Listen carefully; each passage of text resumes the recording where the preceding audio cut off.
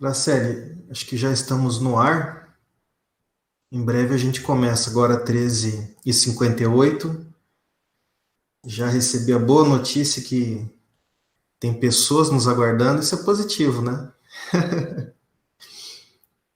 Vamos aguardar aqui o horário. Tá tudo certo por aí? Me ouve bem? Ótimo. Acompanhando aqui as redes sociais. Eu esqueci de abrir o YouTube. Eu vou abrir o YouTube porque eu tenho o acesso ao chat. Chat está ativado?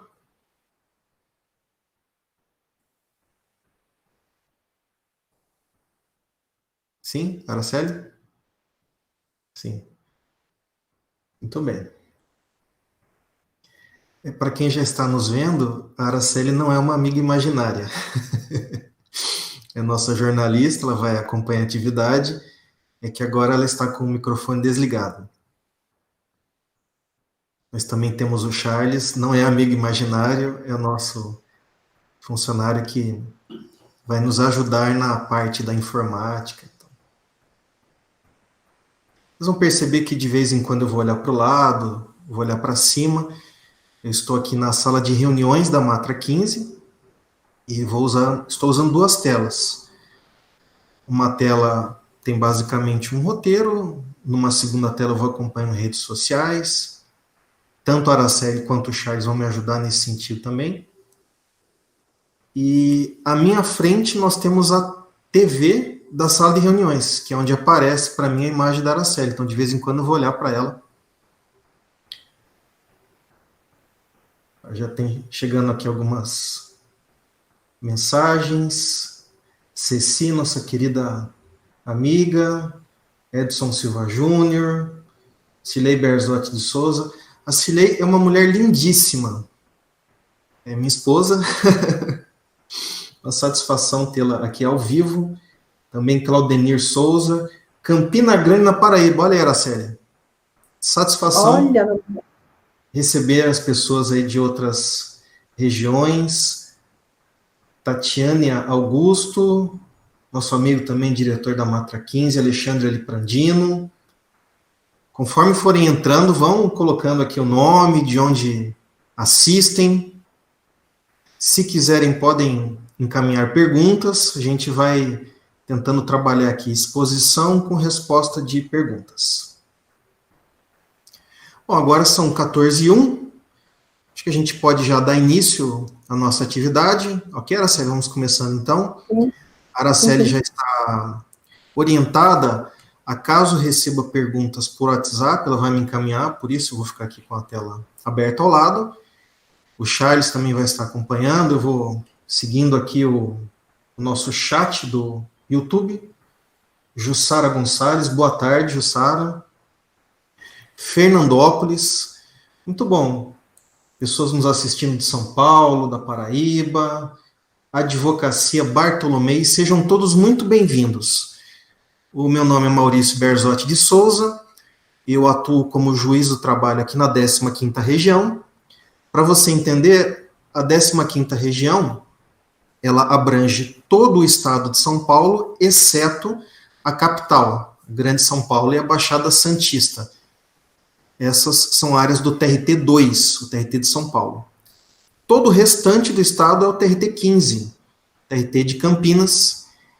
Eu trabalho em Mojimirim, vara do trabalho em Mojimirim, doutora Patrícia Glogowski, doutora Ana Miciato, grandes amigas, com quem eu tenho o privilégio de dividir a vara. E ocupo, atualmente, a diretoria de comunicação social e informática da Matra 15.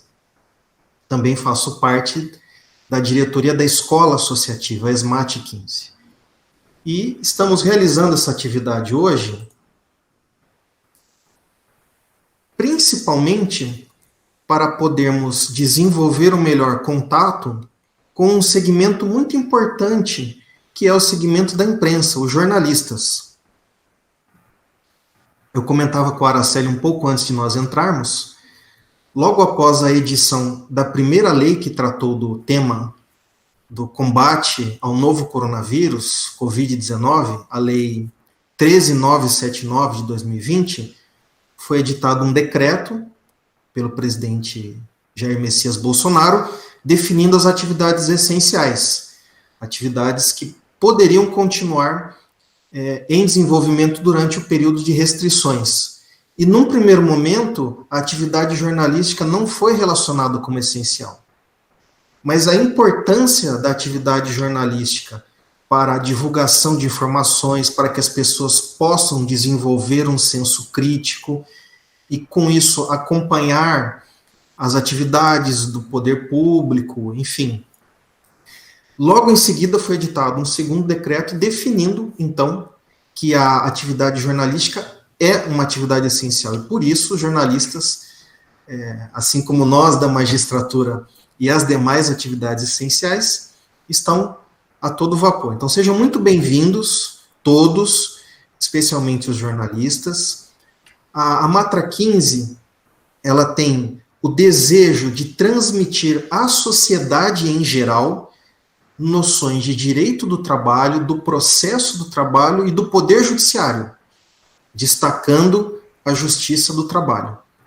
E nós temos seguido nas nossas comunicações ao público externo essa linha editorial.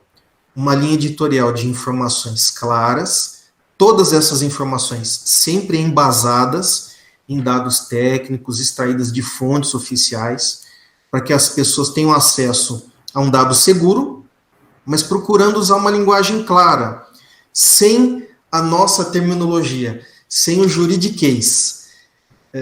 E a Araceli tem me ajudado muito nesse sentido. Eu me recordo que um dia eu falava para a Araceli do jurisdicionado, que é uma palavra muito corriqueira no nosso dia a dia.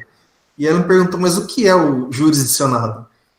E é a maneira como a gente se refere às pessoas que usam, que buscam os serviços da justiça, que buscam o poder judiciário. E a partir desse momento, dessa constatação que uma palavra muito corriqueira no nosso dia a dia não era uma palavra acessível para a grande maioria do público externo, nós começamos então a desenvolver essa linha editorial. Palavras claras, explicações quando usamos termos técnicos, ao final das nossas notícias uma lista de abreviaturas, e a ideia de fazer esse encontro voltado aos jornalistas, que foi uma ideia que a Araceli teve, por sinal, é justamente para que a gente apresente o nosso trabalho, para que a gente possa conversar um pouco com você que não é da área do direito, e entender que a Matra 15 pode ser essa referência, pode ser uma fonte de pesquisa, uma fonte primária, muitas vezes, de pesquisa, onde nós sempre vamos trabalhar, eu repito, com a informação técnica, com o dado seguro, o dado obtido de fontes oficiais, e procurando fazer isso de uma maneira que seja compreensível para quem não é do direito. Eu vou pedir aos amigos advogados, magistrados, quem é do direito, a paciência, porque é uma atividade voltada mais ao público que não é do direito. Eu devo usar uma linguagem bem acessível e talvez as minhas explicações sejam muito simples para quem é do direito. Mas, naturalmente, esteja à vontade para participar, enviar sua pergunta, e quem sabe a gente não faz uma live voltada ao público do direito. Mais pessoas entrando. Ivone Leite, de São Paulo, Carla Seleg, de Campinas, doutor André Amin, advogado excelente, à frente da Comissão de Prerrogativas da OAB, uma comissão sempre disposta a dialogar com a magistratura, bem-vindo. Wellington Silva, sejam todos muito bem-vindos, é uma grande satisfação recebê-los. Quero aproveitar, ainda nesse início, enquanto as pessoas ainda estão chegando, para te convidar a conhecer as redes sociais da Matra 15. Nós temos canal no YouTube, temos página no Facebook, página no Instagram e Twitter. Aqui na descrição do vídeo nós temos todos os endereços e temos também a informação de um e-mail para o qual você pode enviar perguntas, pode enviar sugestões de pauta, de repente você acha que é interessante que algum assunto seja abordado pela Matra 15, considerando essa nossa linha editorial. Fique à vontade para mandar suas sugestões. Pode mandar também a sua crítica a essa nossa atividade. É muito importante que nós recebamos uma avaliação sincera de quem está nos assistindo, para que a gente sempre melhore. Sua avaliação sobre as nossas redes sociais, sobre essa atividade ou sobre outras. Nós temos a ideia de que o vídeo resultante dessa atividade, após alguma edição, ele seja disponibilizado nas redes sociais da Matra 15. Última palavra antes da gente começar com o assunto propriamente dito, agora eu vou fazer uma publicidade, é sobre o aplicativo da Matra 15. Nós lançamos um aplicativo, está disponível para Android e iOS, Play Store ou a Apple Store. É um aplicativo gratuito, ele é leve, manuseio muito fácil. Esse aplicativo ele foi desenvolvido pensando no nosso associado. Existem muitas funcionalidades que só o associado ele acessa. Votações, enfim. Mas é um aplicativo interessante para qualquer pessoa, porque todas as nossas notícias e os vídeos, eles são disponibilizados ao público em geral. Um jornalista, um advogado, qualquer pessoa que baixa o aplicativo da Matra 15 vai receber, pelo sistema de notificação push, a informação sobre notícias novas e vídeos novos, em primeira mão. Isso é aberto para todos. Apenas questões relacionadas a votações, sorteios, aniversários, são restritas aos associados. Então, eu recomendo, acesse, baixe o nosso aplicativo, experimente ele, uma ferramenta muito boa para a nossa comunicação.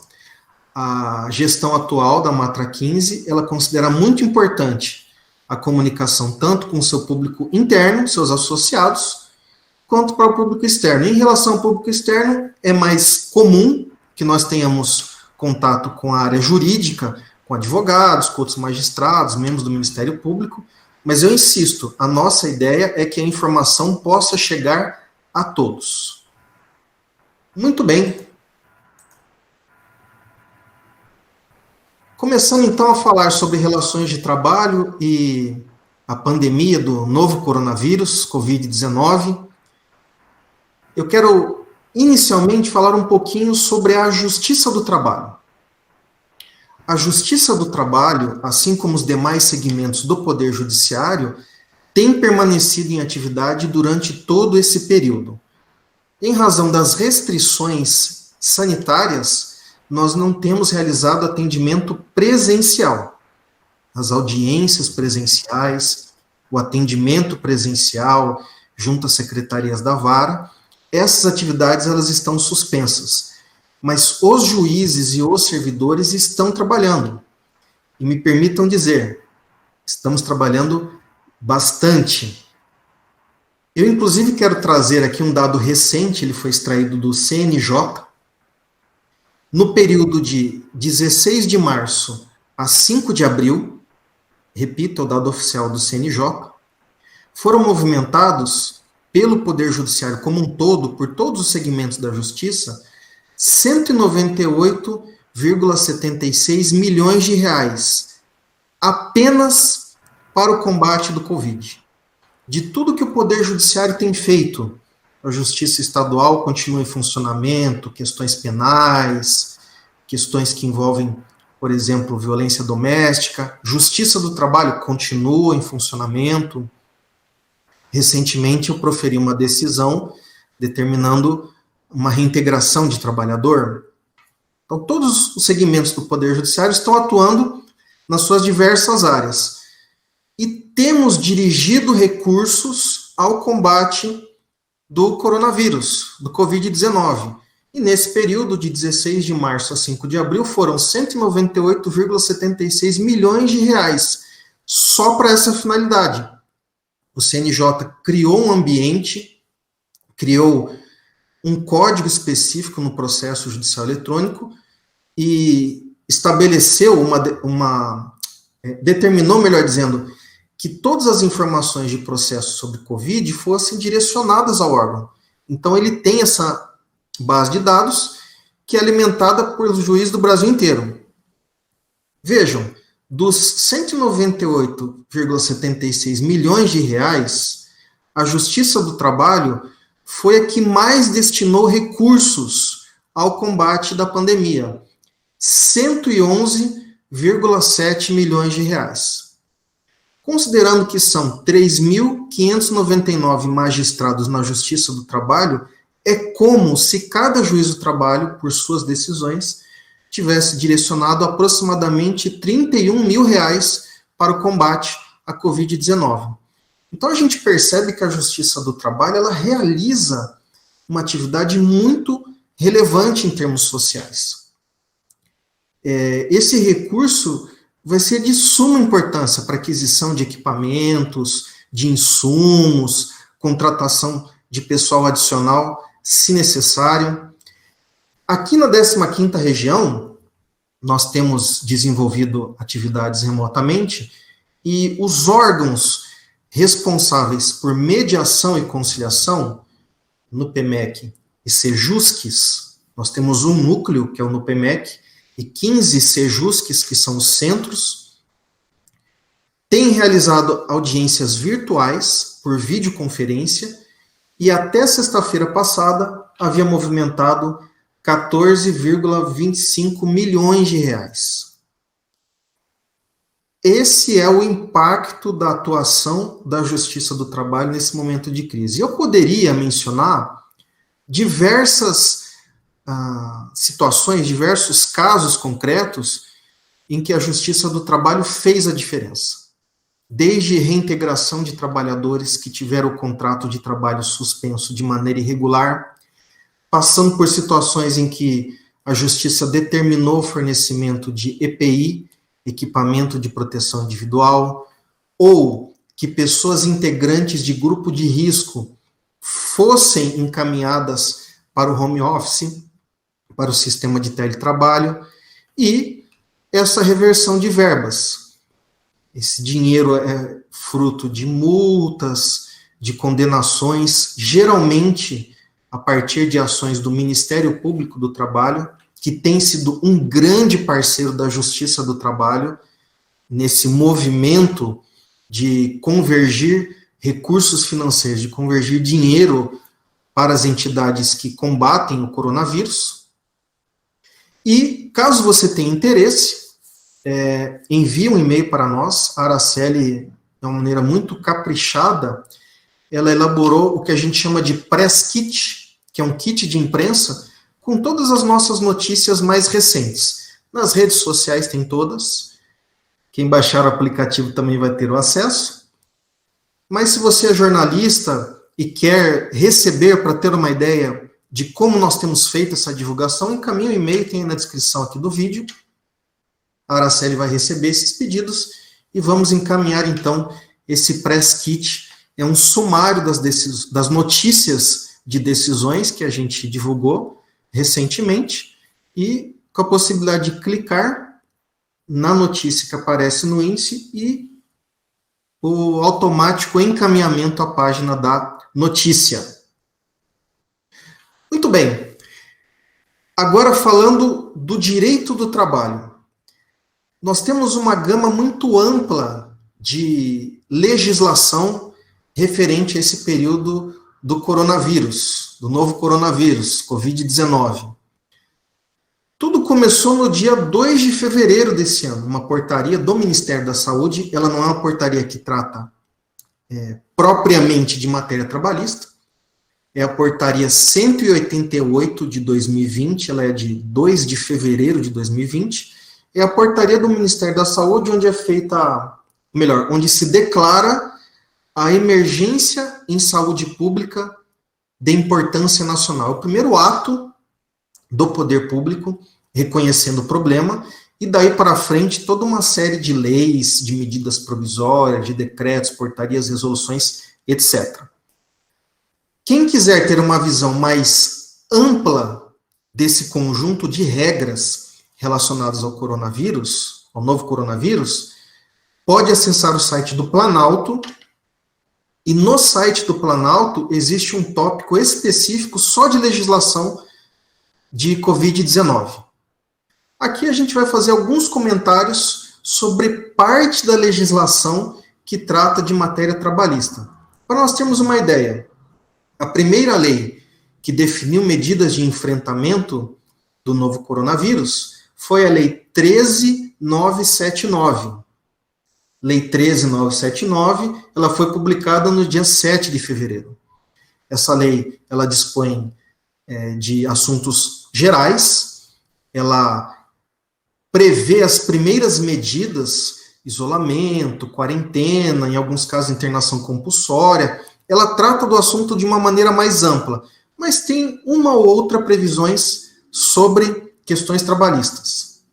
Na sequência, nós temos a primeira medida provisória, e essa já é mais robusta, tratando de providências relacionadas ao combate do coronavírus na parte trabalhista, a medida provisória 927. Ela é de 22 de março, foi publicada, melhor dizendo, em 22 de março. MP 927 de 2020. Em linhas muito gerais, ela dispõe sobre 7 medidas de enfrentamento do coronavírus. Mais adiante a gente vai comentar rapidamente. Depois, agora em 1º de abril, uma data curiosa para a gente soltar uma medida provisória, mas enfim, mas ela não é mentirosa não, tá?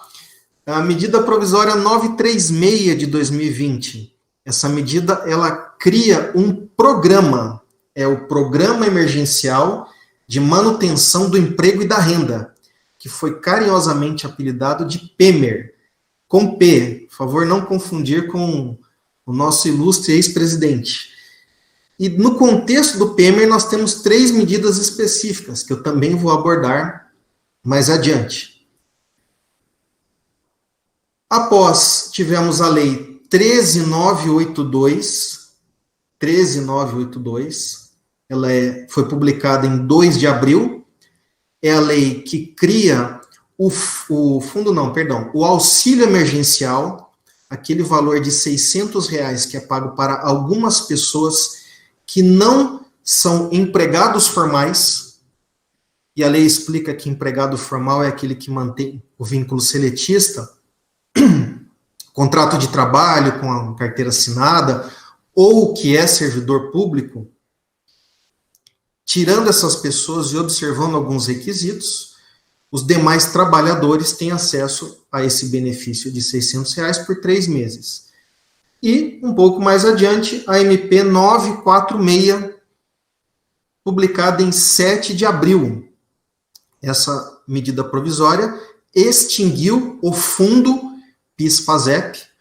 Os recursos desse fundo, os ativos e passivos, foram migrados para o FGTS, e em razão da pandemia, essa medida provisória previu o saque do FGTS, no valor de até R$ 1.045, também observando algumas situações. Então percebam que nós temos um conjunto amplo de medidas, e dentro desse conjunto amplo, pelo menos essas 5 regras, essas 5 normativas que tratam de direito do trabalho. Repito, a Lei 13.979, publicada no dia 7 de fevereiro, a medida provisória 927, publicada no dia 22 de março. Aliás, a medida 927, na redação original, ela previa 8 medidas. Mas no dia seguinte, veio a medida provisória 928, e revogou uma dessas medidas. Era o que a medida provisória chamava de encaminhamento do trabalhador à capacitação profissional. Na verdade, era uma previsão de suspensão do contrato de trabalho por um período longo, sem direitos. Foi dito pelo presidente da República que essa publicação foi equivocada, que foi inserida na medida provisória sem uma análise mais acurada. O fato é que isso foi revogado no dia seguinte com a edição da medida provisória 928. E esse assunto, a suspensão do contrato de trabalho, passou a ser disciplinado, passou a ter as suas regras definidas na medida provisória 936.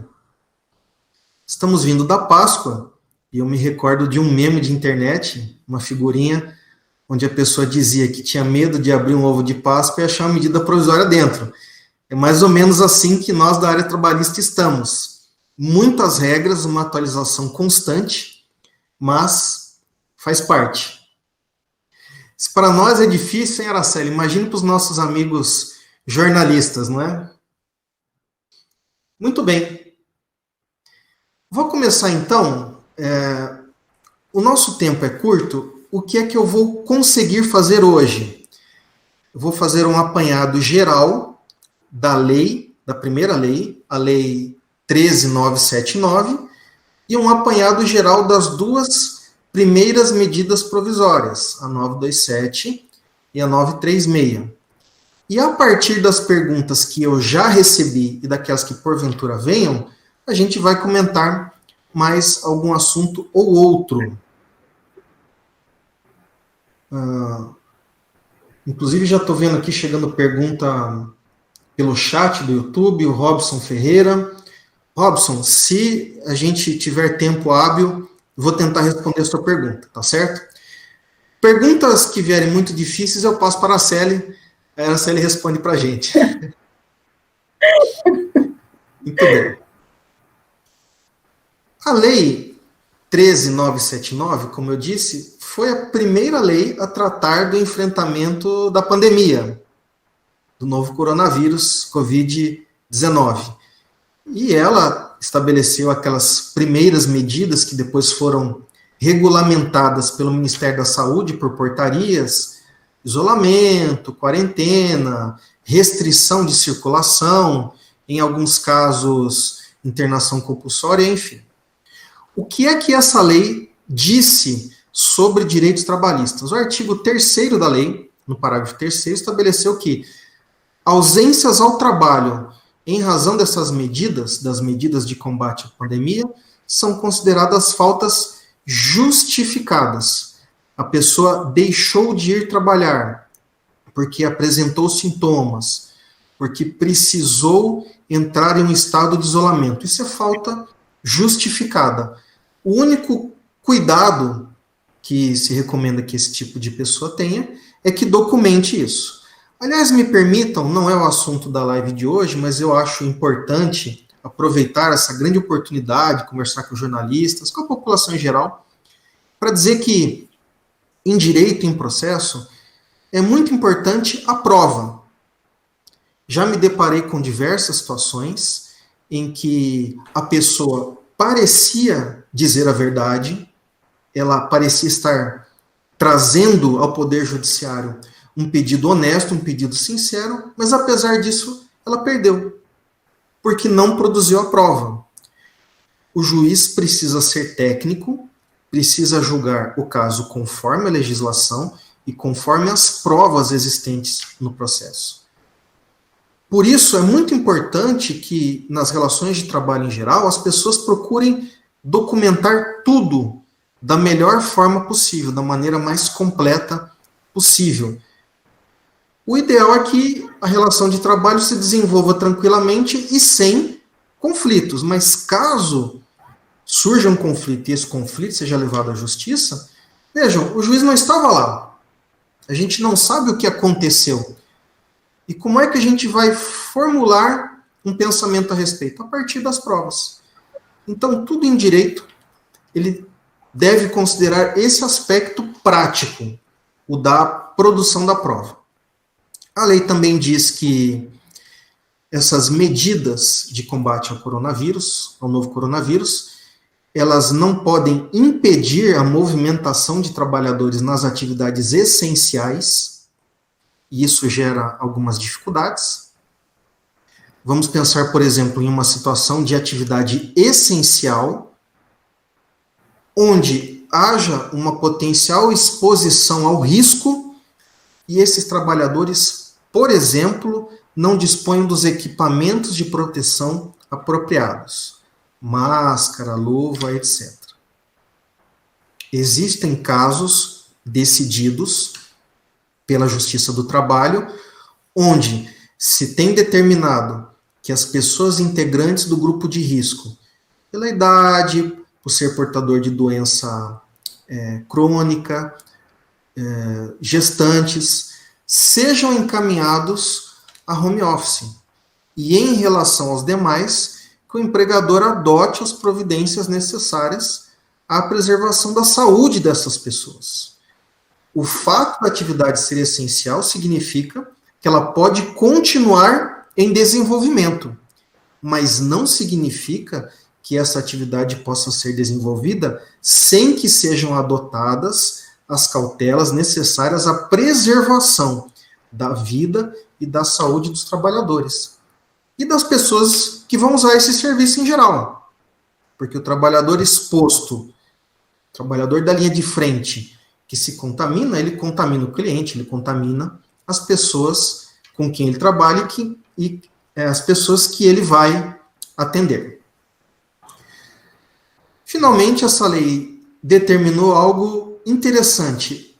Existe no âmbito das relações de trabalho, das relações privadas em geral, a questão da preservação da intimidade.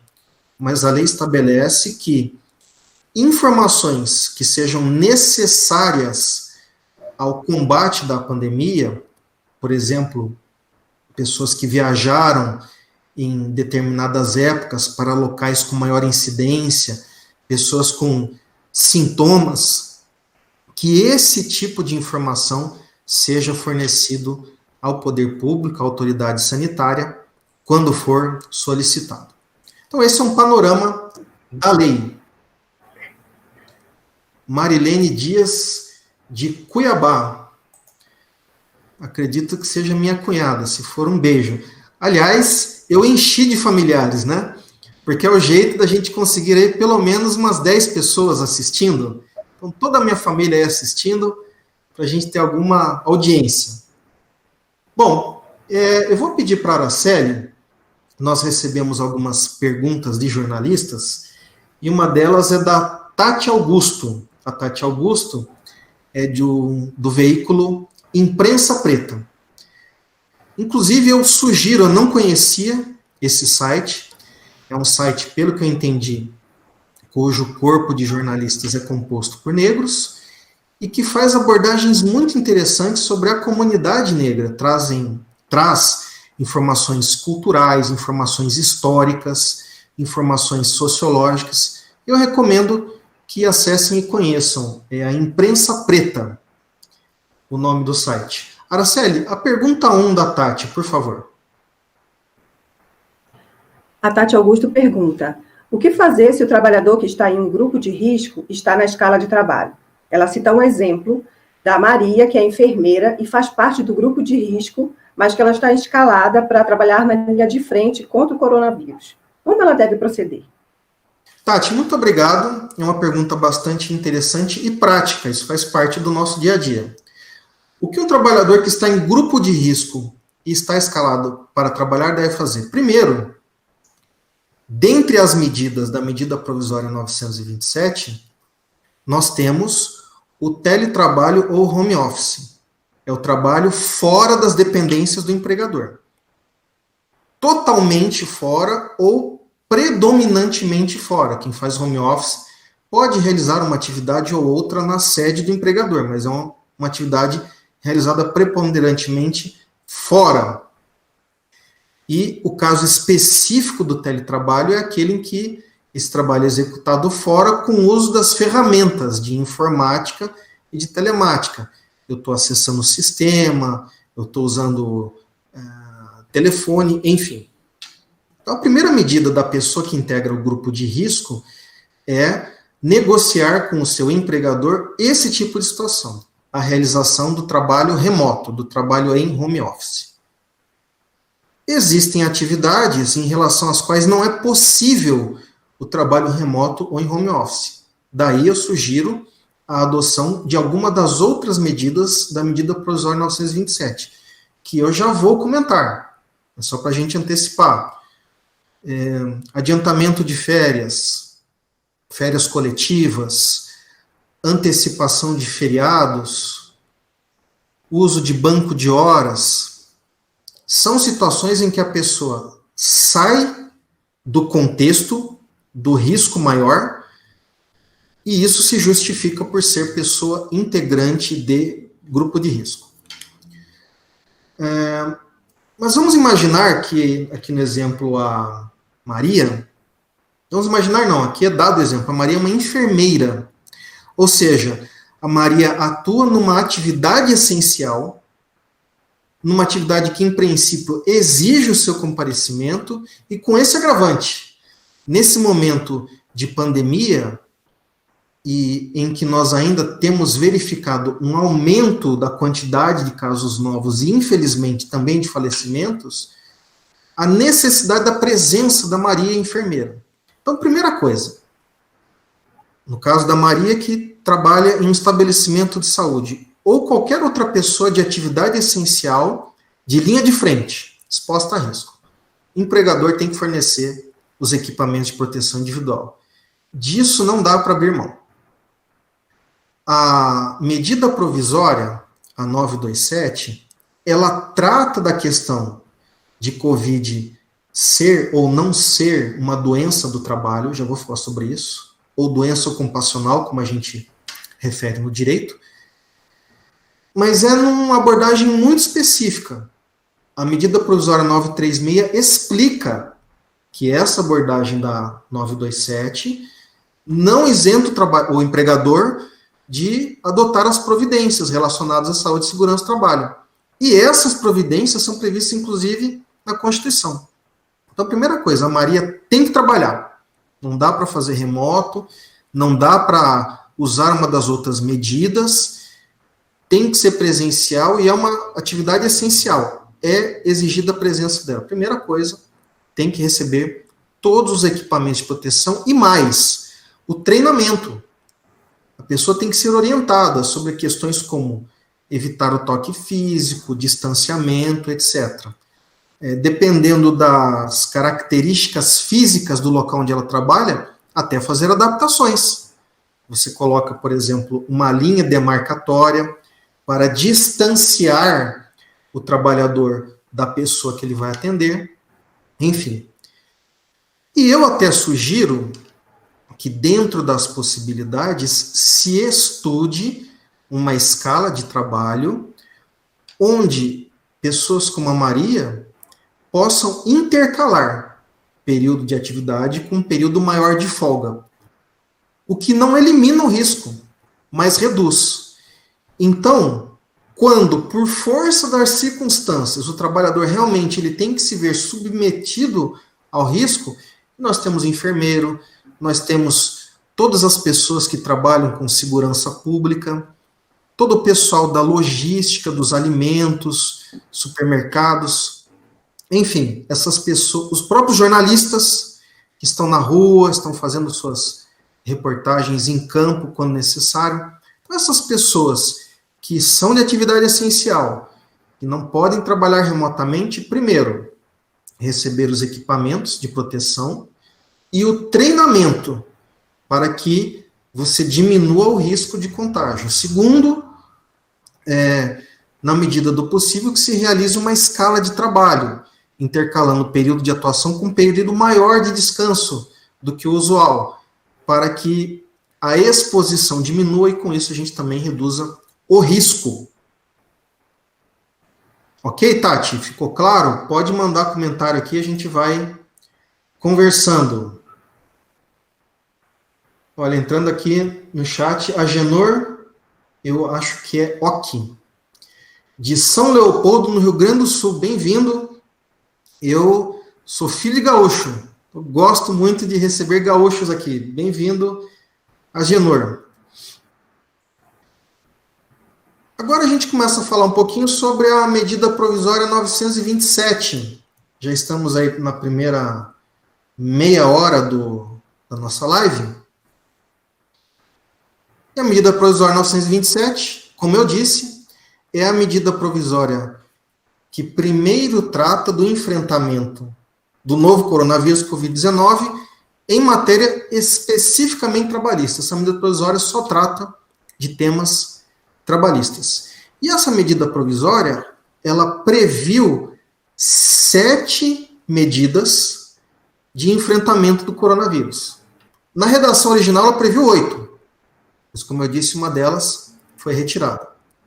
E quais foram essas 7 medidas? Teletrabalho, ou trabalho em sistema de home office, a antecipação das férias, as férias coletivas, a antecipação e o aproveitamento de folgas e feriados. Ela também dispôs sobre uso do banco de horas, com possibilidade de compensação posterior, ou seja, o trabalhador deixa de atuar, vai acumulando horas em benefício do empregador, e essas horas são trabalhadas depois, assim que encerrado o período de exceção, acréscimo de até 2 horas por dia. Também houve a suspensão de exigências administrativas em segurança e saúde do trabalho, mas não com o foco de que não se deva observar saúde e segurança do trabalho, com o foco de que a atuação da fiscalização é preferencialmente orientadora, não de aplicar a multa, mas de informar, explicar, com algumas exceções. Se excepciona, por exemplo, trabalho em condições análogas de escravo, trabalho de menor, casos em que, apesar do período de exceção, a gente não poderia restringir uma fiscalização, uma ação do poder público mais dura. E a 7ª medida é o diferimento do recolhimento da FGTS, ou seja, eu prorrogo o prazo de recolhimento da FGTS. O que eu deveria recolher agora, eu posso recolher depois. Basicamente, são essas 7 medidas. São chamadas, por alguns autores de direito do trabalho, quem for da área trabalhista, do direito que me acompanhando, eu recomendo muito os textos da doutora Vólia Bonfim, desembargadora do trabalho aposentada, atualmente advogada. Ela chama essas medidas de medidas unilaterais, porque são medidas que o empregador define. E existe também a previsão da medida provisória, do que a doutora Vólia chama de medidas bilaterais. A medida provisória diz que nesse período de exceção, o trabalhador e o empregador podem negociar, e o que eles negociarem prevalece, vale mais do que a lei e do que a negociação coletiva, do que aquilo que é negociado com o sindicato, desde que eu observe os limites da Constituição. Então, a professora Vólia, ela dá exemplos. A Constituição prevê o direito ao 13º. Eu não posso negociar no sentido que o 13º não vai ser pago, mas eu posso negociar a forma como o 13º vai ser pago, o prazo de pagamento do 13º e situações semelhantes.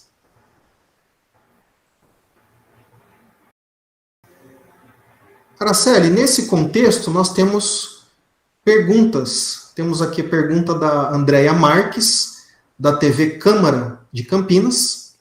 E a Andréia Marques nos pergunta, ela nos traz 3 perguntas. Por favor, a pergunta 2 da Andréia Marques. Como fica a marcação de ponto, horário e hora extra de quem está trabalhando em casa como home office?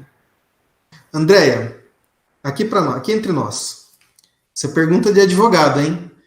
Essa pergunta é bastante complexa, porque ela envolve conceitos jurídicos. Vou tentar explicar de uma maneira não jurídica.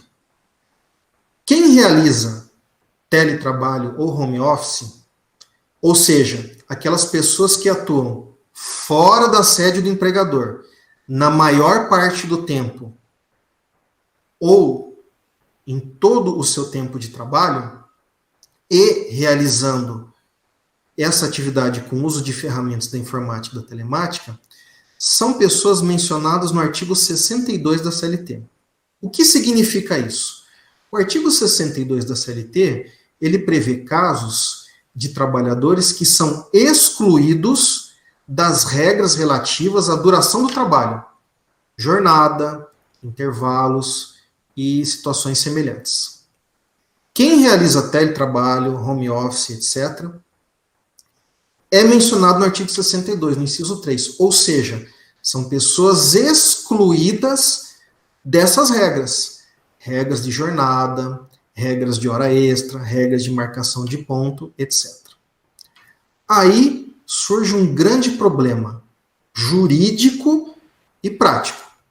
Raciocine comigo. Se essa pessoa está fora dessa proteção da CLT, de horas extras, etc., consequentemente, é uma pessoa de quem eu não posso exigir marcação de ponto. Faria sentido que eu exigisse dessa pessoa que cumprisse horários, mas dissesse ao mesmo tempo que essa pessoa está excluída da parte da CLT que trata de marcação de ponto, pagamento de hora extra, intervalo, etc. Ou seja, o teletrabalhador e aquela pessoa que realiza trabalho em home office autênticos não tem um expediente, não tem uma jornada, um horário de trabalho definidos. E isso, no meio do Poder Judiciário, é relativamente comum. Por exemplo, a pessoa que atua como meu assistente, João Batista, um excelente servidor, muito bom de trabalho, muito bom de relacionamento pessoal profissional. Eu não sei se o João, neste momento, está trabalhando. Ele realiza teletrabalho, nós temos metas de produtividade, isso inclusive é informado ao tribunal, tudo é formalizado. Um documento que vira um processo administrativo, existe um plano de trabalho com metas, e desde que o João cumpra essas metas, e ele sempre cumpriu, não me importa se ele trabalhou o dia inteiro, se ele trabalhou de manhã, se ele trabalhou à noite. A ideia do teletrabalho é essa, é de que o teletrabalhador, ele tenha essa liberdade de atuação. Eu até posso definir parâmetros. Por exemplo, eu preciso que um trabalho, que o resultado do trabalho seja entregue em tal horário, seja entregue dentro de um determinado horário, mas o momento que a pessoa está trabalhando, eu não acompanho em princípio.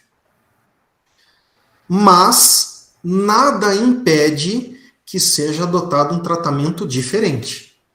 Como nós fazemos, por exemplo, aqui na Matra 15. Aqui na Matra 15, 100% dos nossos funcionários estão realizando home office. Todos. Ocasionalmente, em atividades como a de hoje, 1 ou 2 funcionários vêm até a sede. Hoje o Charles está presente, a Araceli está nos acompanhando também pela videoconferência. Em relação a esses funcionários, há uma necessidade da Matra 15 de que observe o expediente. Então, o que a gente faz? A gente observa as regras do trabalhador externo que realiza registro de ponto. O fato da pessoa trabalhar fora da sede da empresa não significa que ela seja excluída da parte da CLT que trata das regras de horários, intervalos, cartão de ponto, etc. Não é algo automático. Isso vai acontecer em determinadas situações. Pessoa que tem função de gestão e recebe uma gratificação salarial por conta disso. Pessoa que realiza uma atividade externa que é incompatível com fixação de horário. E o teletrabalhador, nesse contexto que eu expliquei. Os teletrabalhadores da Matra 15 preenchem folha de ponto. E há uma exigência nossa, da diretoria, que as informações sejam prestadas corretamente. A gente, inclusive, acompanha isso. Então, veja, voltando aos detalhes da pergunta. Como que fica a marcação de ponto, horários, horas extras de quem está trabalhando em casa, home office? Depende. Se eu tenho teletrabalhador ou home office autêntico, que é aquele previsto no artigo 62 da CLT, no inciso 3.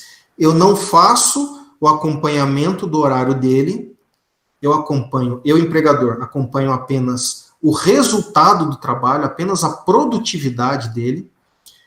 E nesse caso não tem marcação de ponto, não tem controle de ponto e não tem horas extras. Agora, se é um tipo de trabalhador que, embora atue fora da sede, eu necessite da observância de um expediente, aí eu aplico as regras normais. Então, quem realiza trabalho externo, fora da sede, mas não é um teletrabalho ou não é uma atividade incompatível com a marcação de ponto, essa pessoa, ela própria, vai preencher uma ficha de horário. E cabe ao empregador observar se essa ficha está sendo preenchida corretamente. E o que eu digo corretamente? Se estão sendo anotados os horários verdadeiros, e quando eu falo horário verdadeiro, inclusive, evitando aquela situação do horário britânico. O que a gente chama de horário britânico? Às vezes chega um cartão de ponto para nós, onde todos os dias a pessoa entrou às 8 em ponto e saiu às 17. Então eu fico imaginando a pessoa chegando na empresa, parada na frente do relógio de ponto. 7h58, 7h59, 8 horas. Aí ela marca o ponto. E ninguém pode ficar na frente, não pode ter fila. Ora, esse tipo de marcação que não tem as pequenas variações que são normais no dia a dia, não é um cartão de ponto. Eu estou procurando uma palavra não jurídica. Não é um cartão de ponto que aparente ser verdadeiro. Ele nos transmite a ideia de não ser um cartão de ponto verdadeiro, não ser um cartão de ponto correto quanto ao seu conteúdo. Pessoa que realiza o trabalho externo, mas tem o expediente, tem a exigência de uma carga horária, ela faz o preenchimento do ponto, ela própria, com a fiscalização do seu empregador.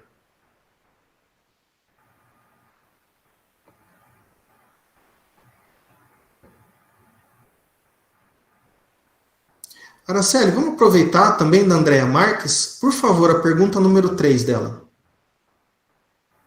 Sobre as férias. O que o empregado tem direito nesse caso? E se ainda não tiver dentro do prazo para tirar esse descanso? Quais são os direitos dele como empregado?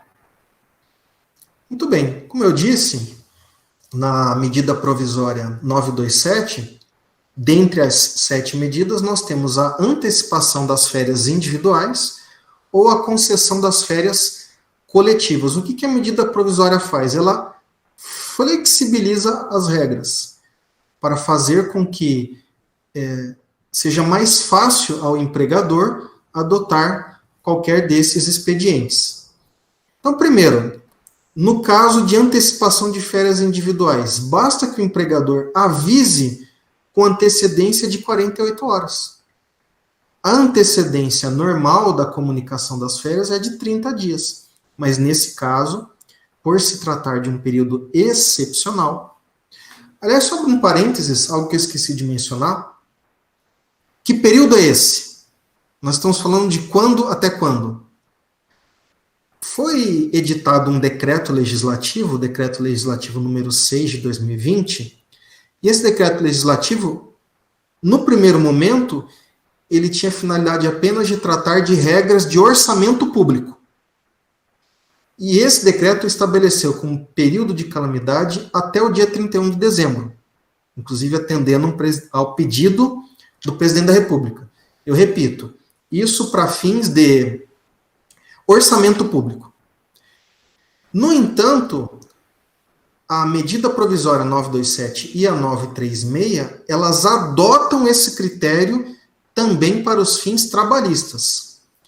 Ou seja, essas regras excepcionais, elas podem ser usadas nesse período de pandemia, até 31 de dezembro, ou, se vier um novo decreto legislativo, uma nova regra, encurtando ou expandindo esse prazo, enquanto durar a pandemia. Nós fazemos votos que, com a atuação firme e coordenada do poder público, esse período ele seja o mais curto possível. Muito bem.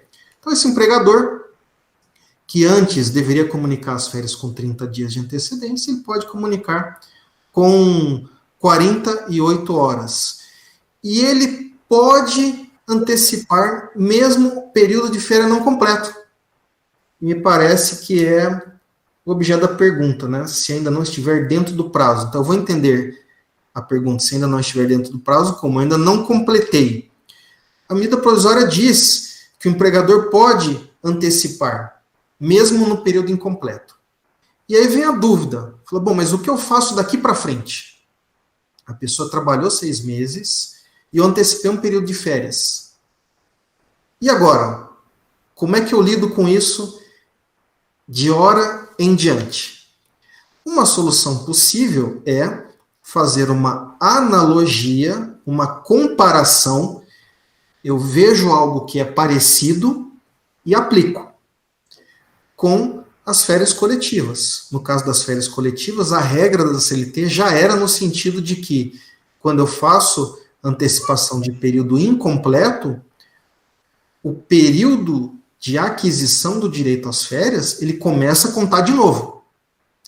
A cada 12 meses de duração do contrato de trabalho, normalmente, tem alguns pormenores, mas a cada 12 meses, o empregado adquire direito a férias. E ele pode descansar nos 12 meses seguintes. Primeiros 12 meses é o período aquisitivo, é o período que eu adquiro o direito às férias. 12 meses seguintes é o período concessivo, é o prazo que o empregador tem para dar essas férias, para que a pessoa descanse. Ora, a medida provisória permite que eu antecipe. Antecipei. Como é que eu lido com essa situação de dar férias a uma pessoa que ainda não completou o período? Uma solução possível é essa. Eu zero o marcador e começo a contagem de um novo período aquisitivo dali para frente. Ou então, também é possível e é relativamente simples, eu faço uma compensação quando a pessoa completar o período de férias. Eu considero aquilo que já foi antecipado e compenso na época própria. Salientando que grupo de risco tem preferência em relação a esse tipo de medida. O empregador, ele não tem condição de dar férias para todo mundo. Quem tem preferência? Pessoas que integram grupo de risco. Por outro lado, e aí a gente volta naquele exemplo da Maria, a medida provisória prevê que as pessoas da área da saúde e de funções essenciais podem ter seus períodos de férias ou licenças suspensos. E aí, com aviso escrito ou eletrônico, diz a medida provisória, também com antecedência de 48 horas. E aí a gente tem ainda umas regrinhas sobre pagamento. Vamos entender uma coisa. Qual é o pensamento da medida provisória? De quem editou a medida provisória? Eu estou em um período de exceção e de restrições. Muitas empresas não estão produzindo, não estão vendendo, não estão conseguindo oferecer os seus serviços, ou tiveram uma redução muito grande da sua demanda. Como é que eu, ao mesmo tempo, faço com que essa empresa continue em operação, mas asseguro alguns direitos ao trabalhador? Então, o raciocínio da medida provisória é tentar equilibrar isso. Em outros países, adotou-se a postura de poupar o trabalhador. Eu adoto medidas para preservar a empresa, de um lado, e de outro lado, o poder público entra com recurso, para que o trabalhador não sofra nenhum tipo de prejuízo, de redução de direitos. A opção brasileira, e talvez essa diferença decorra da diferença de orçamento do recurso público disponível, não foi a de preservar totalmente o trabalhador. Então, o trabalhador ele vai passar por situações ruins, por situações que reduzam direitos e garantias, para que seja possível manter o emprego. Eu já assisti alguns vídeos que me deixaram muito triste, de empresas de grande porte realizando dispensas coletivas, por ter suas atividades totalmente suspensas. Um desses vídeos de uma grande empresa da área do turismo. Ninguém está fazendo turismo atualmente. As pessoas não estão viajando, não estão se hospedando em hotéis. E como turismo, nós temos vários segmentos. Eu vi uma outra situação, essa mais próxima, né? A gente está vindo aí da Páscoa, de empresas menores, familiares, artesanais de chocolate. Essa é a época do ano que essas empresas faziam um ano. E não podia abrir estabelecimento, não tinha estrutura, logística para fazer entregas. Então, na época do ano, que o pequeno empreendimento, o empreendimento familiar, normalmente segurava todo o restante do exercício, ela teve suas atividades interrompidas. Então, isso muitas vezes pode gerar dispensa, e até dispensa sem pagamento, acaba virando uma ação trabalhista que talvez não tenha resultado concreto, porque a gente não ache patrimônio do devedor. Então, a medida provisória tenta fazer isso. Então, ela impõe, sim, alguns sacrifícios aos trabalhadores em prol de algo melhor, na visão da medida provisória. E o que seria esse algo melhor? Eu mantenho a empresa em atividade e mantenho a pessoa empregada, ainda que essa pessoa tenha alguns prejuízos. E aí vem a questão das férias. O terço das férias antecipadas, o prazo para pagar não é o mesmo prazo de pagar as férias, passa a ser o prazo de fazer o pagamento do 13º. E em relação às férias em si, sem o terço, elas não são pagas de forma antecipada, como acontece normalmente, até 2 dias antes do início do descanso. Elas passam a ser pagas na mesma época do salário, ou seja, até o 5º dia útil do mês seguinte. E uma última restrição em termos de férias é o que a gente chama no dia a dia de vender férias. A expressão técnica é converter férias em abono. Pela CLT, vender parte das férias é um direito do trabalhador. É ele que escolhe e ele que faz o requerimento. Isso não pode ser imposto pelo empregador. A medida provisória estabelece que o empregador ele tem que concordar com isso. Insisto, porque ela está partindo do pressuposto que houve essa retração na economia e que há necessidade de sacrifícios dos trabalhadores e dos empregadores para que a empresa continue em funcionamento e as pessoas continuem empregadas.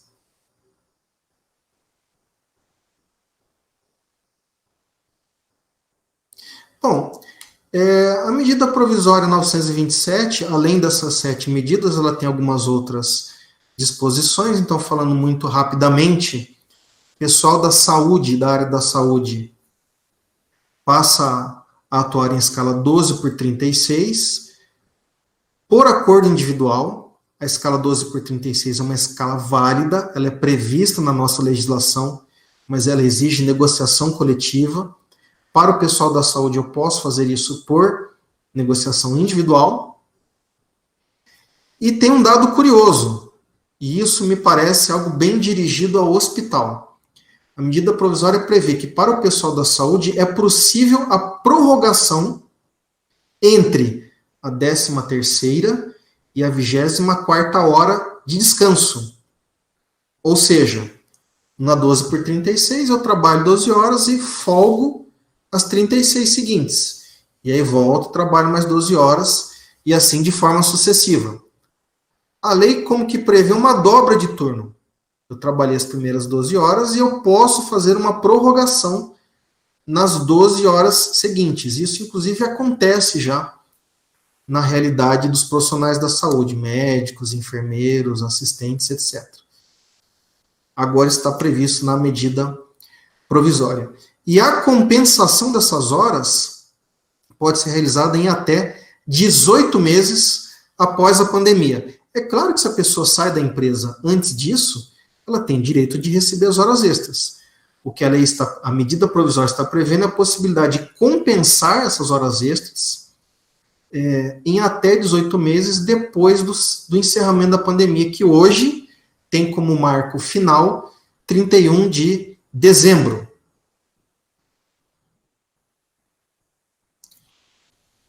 A medida provisória, finalmente, tem algumas outras regras, mas eu quero só comentar isso. Ela diz que a contaminação de Covid-19, de novo coronavírus, não é, em princípio, uma doença ocupacional, salvo se o empregado demonstrar o contrário. Isso tem sido muito discutido no meio jurídico e tem até um apelido. Não sei se é um apelido bonitinho, mas essa é a chamada, no meio do direito, prova diabólica. O que é uma prova diabólica? Fica tranquilo aí. Tem gente que até fechou o notebook agora que eu falei da prova diabólica. A prova diabólica é uma prova muito difícil de ser produzida por quem a lei diz que ela tem que produzir. Então a lei diz assim, a prova desse assunto X tem que ser produzida pelo empregado. Mas tem alguns casos que é muito difícil. É quase impossível para o empregado produzir a prova, ou o contrário. Então, nas situações de prova diabólica, é possível ao juiz inverter a atribuição de quem deve produzir a prova. Era de uma pessoa, mas é diabólica. É muito difícil para essa pessoa produzir. É mais fácil para essa outra pessoa produzir. Então, eu tiro a obrigação dessa e passo para essa. Enfim, em relação aos profissionais da linha de frente, pessoas que atuam na segurança pública, na saúde, imprensa, quem está realizando atividade de campo, pessoal da logística, dos supermercados, demonstrando que estiveram expostos efetivamente a pessoas contagiadas no seu local de trabalho, me parece que nós já temos um começo de prova. Claro que vai ser necessária realização de perícia, uma série de análises em um processo, mas, em princípio, o que a pessoa tem que demonstrar isso, é que ela esteve exposta a pessoas infectadas, contagiadas, no seu local de trabalho. Com isso, nós concluímos a medida provisória 927, já temos aí 1 hora de live, vários outros comentários aqui, Gleice Domingos, Robson Ferreira, sejam bem-vindos. Eu vou fazer o seguinte, a medida provisória 936, ela é uma medida que, embora preveja 3 medidas, ela é mais complexa, inclusive com contas difíceis de fazer. Eu vou comentar genericamente a medida provisória e vou reservar aí um finalzinho dessa live para tratar de perguntas, ok? Me coloco à disposição da comunidade jurídica, da comunidade jornalística, que hoje é o nosso público-alvo, enfim, da população em geral, para a gente realizar uma nova live. Se você gostou, se você achou que foi claro, que te ajudou de alguma forma, faz aí seu comentário, comenta nas nossas redes sociais, nos envia um e-mail, pode ser que a gente faça uma live mais abrangente. Eu até comentava com a Araceli a possibilidade de, hoje, nós tratarmos apenas da lei e das 2 primeiras medidas provisórias, e em uma outra live, se houver interesse, naturalmente, né? Pode ser que as pessoas não queiram, né? Não, Maurício, obrigado, mas uma live sua está mais do que suficiente. Paciência, né? A minha mãe eu sei que vai gostar, tá? Minha mãe vai me elogiar, mas enfim, se as pessoas tiverem interesse, a gente pode posteriormente fazer uma outra live desenvolvendo mais os assuntos de uma medida provisória, de outra, ou até uma live onde a gente fale da lei que criou o auxílio emergencial e da lei que extinguiu o fundo PIS/PASEP e autorizou o saque do FGTS. Então, rapidamente, qual é a ideia geral da medida provisória 936? E aí a gente passa às perguntas. A medida 936, medida provisória 936, ela cria, como eu disse, o Programa Emergencial de Manutenção do Emprego e da Renda, carinhosamente apelidado de PEMER. É com P, meu amigo. Não vai chamar o programa aí de Temer, não é o ex-presidente, é PEMER com P, o apelido. E o PEMER, ele é composto de 3 medidas. A primeira medida é o pagamento do benefício emergencial de manutenção do emprego e da renda, que a gente também, carinhosamente, já deu um apelido. É o BEMER. É a dupla sertaneja, né, que vai fazer a próxima live de domingo. É PEMER e BEMER, né? Então, dentro do PEMER, o programa, eu tenho como primeira medida o BEMER, que é um benefício que a União paga. Os cofres públicos vão pagar. E quando eles vão pagar? E quando vai ser pago esse benefício? Quando o empregador adotar uma das outras duas medidas. E quais são essas outras duas medidas? A redução de jornada e de salário e a suspensão do contrato de trabalho. A Araceli está aí? Sumiu aqui da minha tela? Gente, nem a Araceli está aguentando mais me ouvir. Vocês estão vendo que o assunto é complicado, né? Ah, voltou, né? Fui lá lavar o rosto, né? Beber um café. Araceli, faz favor. A Tati Augusto, do site Imprensa Preta, a pergunta 2 dela, por gentileza. O lojista vai fechar a empresa durante esse período. Ele pode descontar no salário do trabalhador? Então, ela está se referindo ao período de pandemia.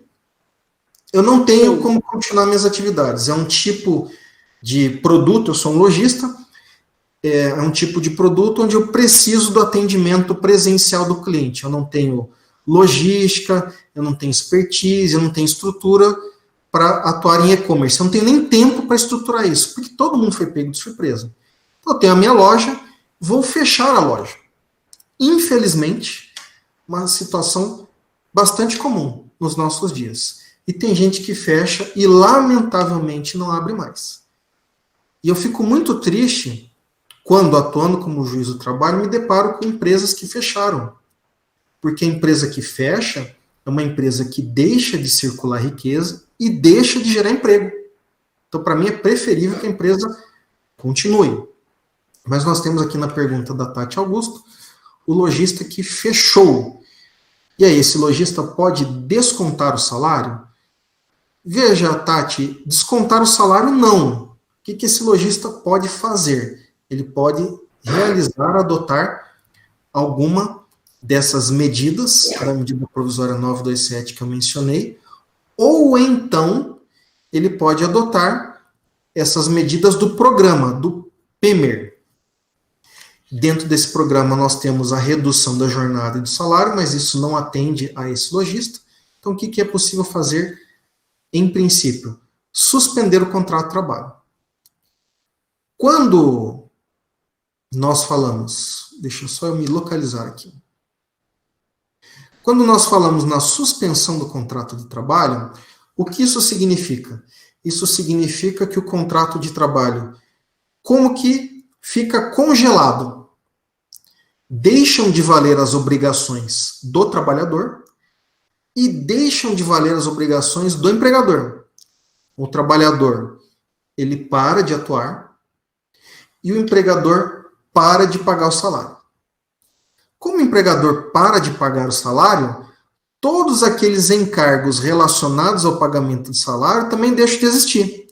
Então, deixa de recolher INSS, deixa de recolher FGTS e coisas do tipo.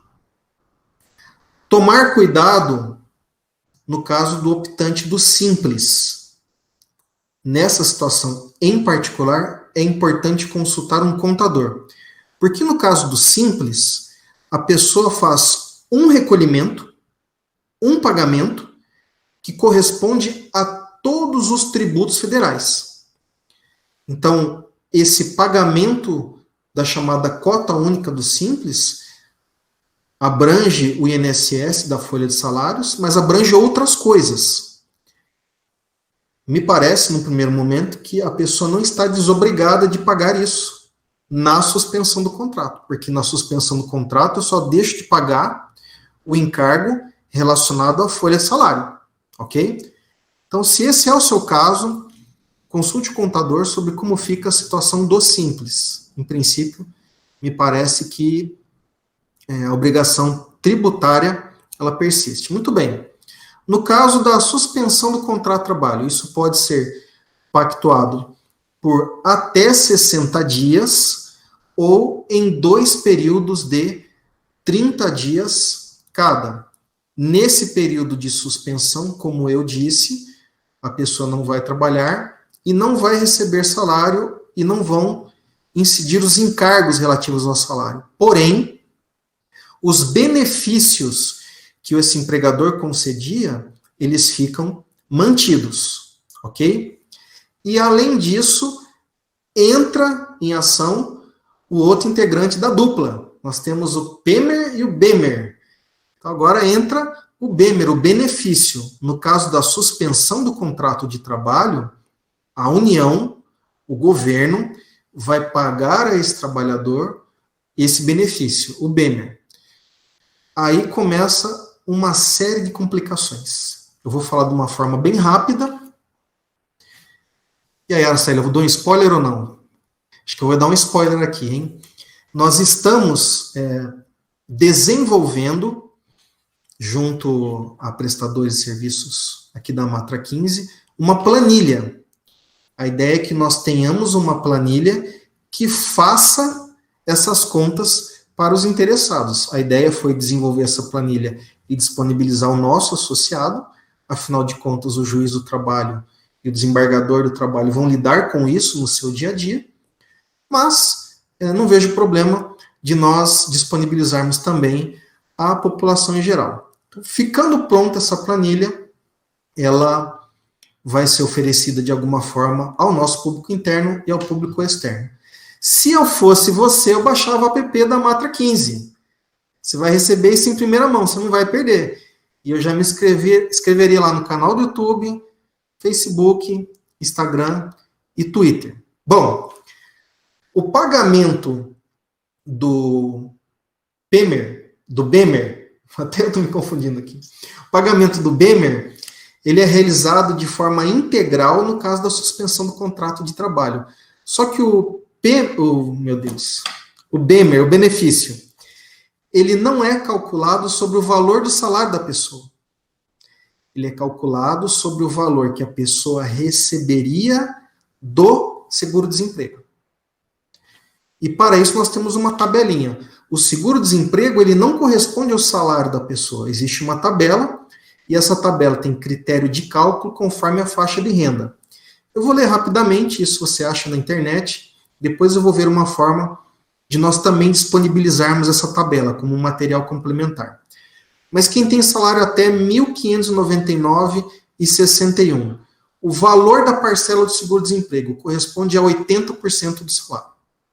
Assegurado que a pessoa não vai receber menos do que um salário mínimo, que hoje, desde fevereiro de 2020, é de R$ 1.045.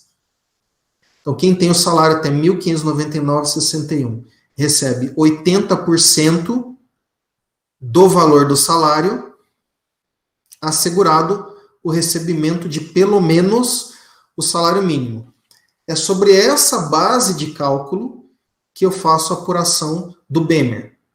Quem tem salário de R$ 1.599,62 até R$ 2.666,29, aí já é uma conta um pouco mais difícil. Eu vou pegar o limite anterior, que é o 1.559,61, e vou verificar o que passa disso. Então, a pessoa tem um salário de R$ 2.000. Eu vou fazer a conta do que passa de 1.599,61, que é o limite anterior, e esse excedente eu tiro 50%. E a esse 50% eu somo 1.279,69, que é o valor máximo que eu receberia na faixa anterior. E a última faixa é quem tem salário superior a R$ 2.666,29, aí a prestação, o valor da parcela é fixo, não importa qual seja o salário, 5.000, 10.000, 2.700, o valor é de 1.813,03. O BEMER é devido conforme o direito que a pessoa teria a essa parcela do seguro-desemprego. A legislação prevê que pode ser ajustada, portanto, isso depende de uma negociação, pode ser ajustada uma ajuda compensatória. Para a empresa de médio porte, para a empresa de grande porte, isso pode ser interessante. Por que eu digo isso? Porque, embora essa ajuda compensatória saia do caixa da empresa, primeiro, isso vai permitir que a empresa mantenha em seus quadros bons funcionários. Segundo, esse valor de ajuda compensatória, ele é considerado pela lei como indenizatório. O que significa isso? Não tem encargos. Não vai incidir FGTS, INSS, imposto de renda, etc. Nós sabemos que no Brasil, algo que encarece muito o valor pago ao trabalhador são os encargos. É curioso isso. O salário hora do brasileiro não é um salário hora alto, quando nós comparamos o salário hora dele com o valor pago em outros países. Mas é um valor de salário hora caro para quem paga, por causa dos encargos. E nesse caso, a ajuda compensatória, ela é isenta de encargos. E a terceira vantagem da ajuda compensatória é que ela pode ser usada pelo empregador para a dedução do imposto de renda do empregador, observando ali algumas regrinhas da medida provisória. Araceli, voltando para a Andréia Marques, da TV Câmara, a pergunta número 1 dela.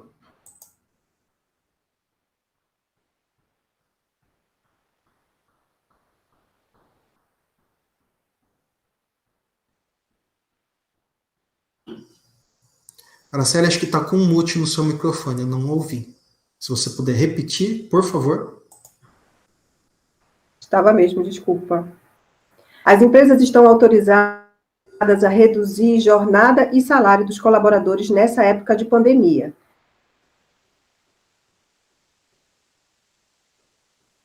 Mas existe um prazo limite que as empresas podem fazer essas reduções?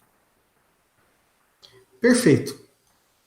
Como eu disse, existe essa previsão da Conseguiu ouvir? redução da jornada e do salário. Qual é o prazo para fazer isso? Caiu? Agora voltou.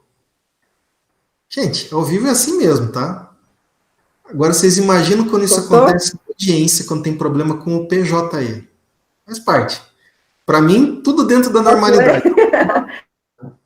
Jornalista também, né? Jornalista, eu falei para a Araceli ficar tranquila, e eu fico tranquilo também, que o pior que pode acontecer é a gente virar um meme de internet, né? Nós ficarmos famosos. Enfim. A redução da jornada e do salário, quando a gente fala em o tempo, nós temos que considerar duas coisas. Primeiro, ler novamente, pode, por favor.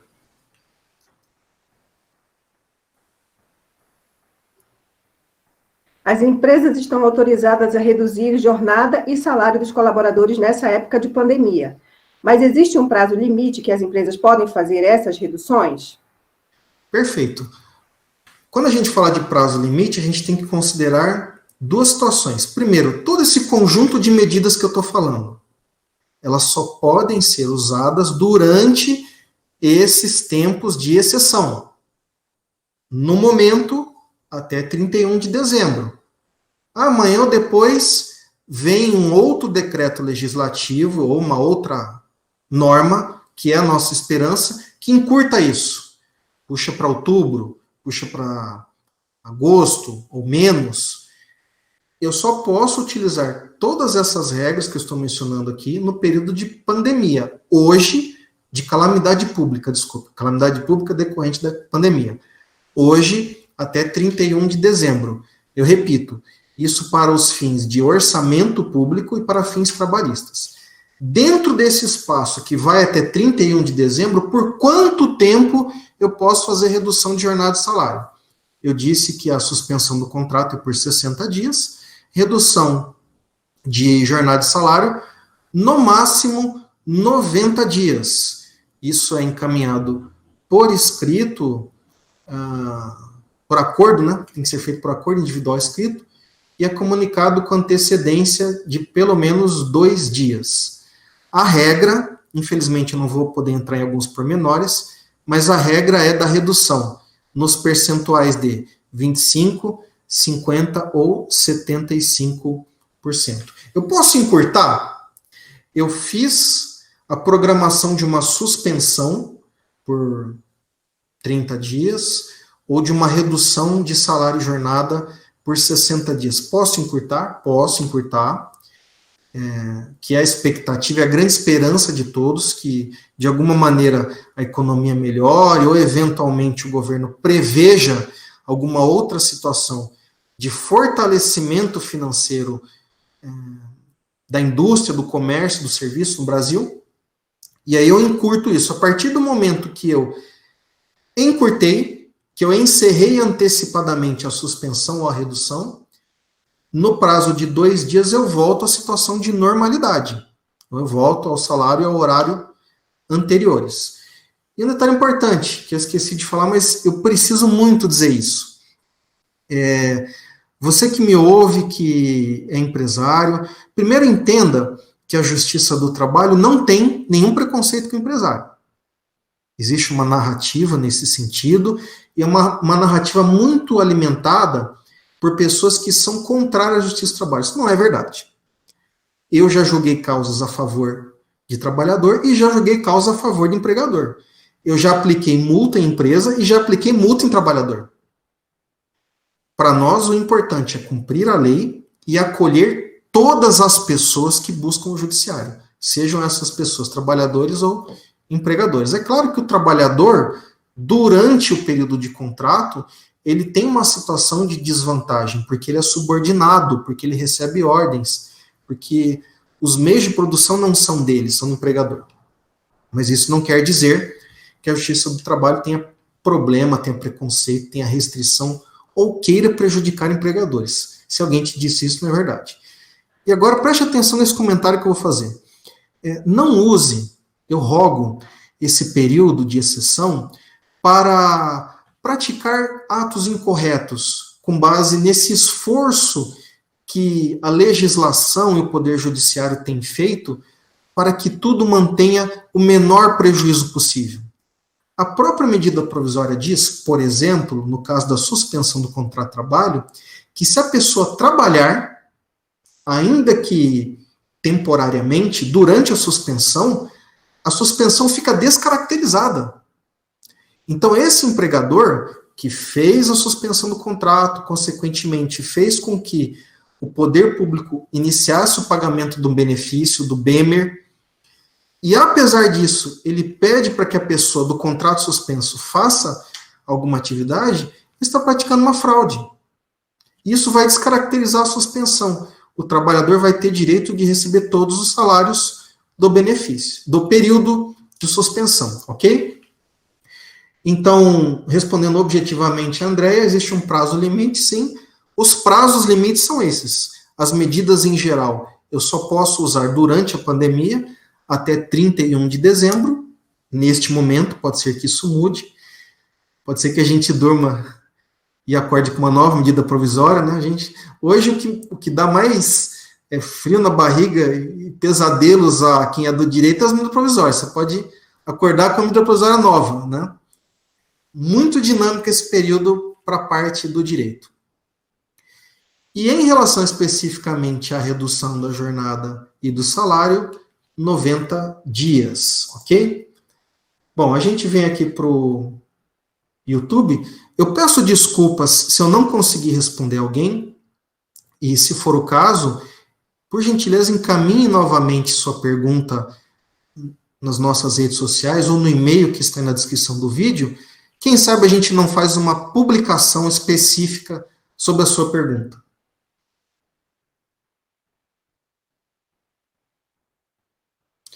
Uma pergunta muito interessante do Robson Ferreira.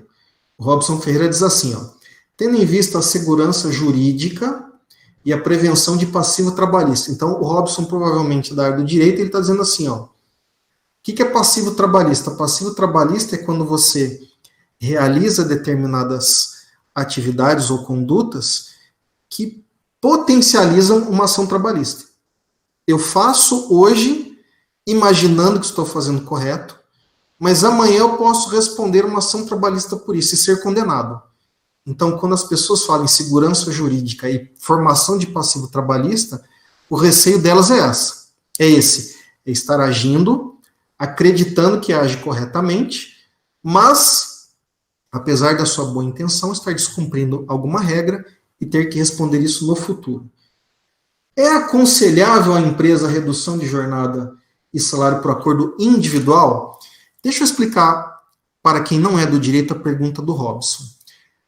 O partido Rede Sustentabilidade ajuizou uma ação no Supremo, uma ADI, Ação Direta de Inconstitucionalidade, contra alguns artigos da medida provisória 936. E o que se discute nessa ADI? Se discute a possibilidade de redução de jornada e de salário por acordo individual. Sim, a redução da jornada de salário e também a suspensão. Isso também é discutido na medida provisória. Por que tem essa discussão? Porque a Constituição Federal estabelece que o salário é irredutível, eu não posso reduzir salário, exceto por negociação coletiva. Então vejam, eu tenho uma garantia na Constituição. Não pode reduzir salário, a não ser que venha uma negociação coletiva. Porque a ideia é que o sindicato participe disso.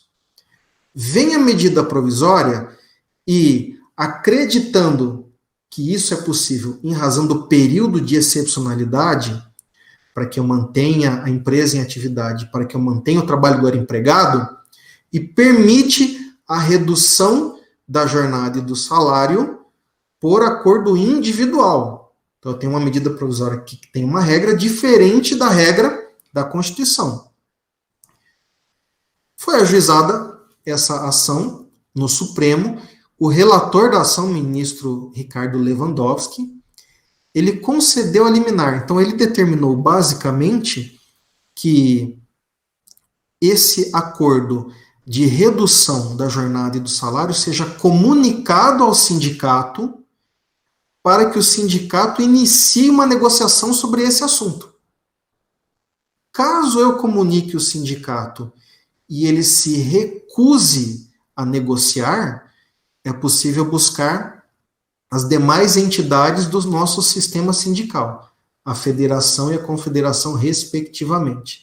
E se o sindicato nada fizer, vai se entender que ele concordou. A ausência de manifestação do sindicato presume ou gera a presunção que ele aceitou o acordo individual. Muito bem, o ministro Ricardo Lewandowski, então, ele criou essa regra no entendimento dele para que eu compatibilize as duas coisas. Eu não retiro definitivamente a regra da medida provisória, mas eu faço com que essa regra da medida provisória se aproxime da Constituição. Esse é o entendimento do ministro. No entanto, essa decisão é do ministro. Ele decidiu sozinho. Isso não está errado. A legislação permite que, nesses casos, ele decida sozinho. Só que esse assunto vai ser levado ao plenário do Supremo, que é o órgão onde todos os ministros votam. E como esses ministros vão votar? A gente não sabe.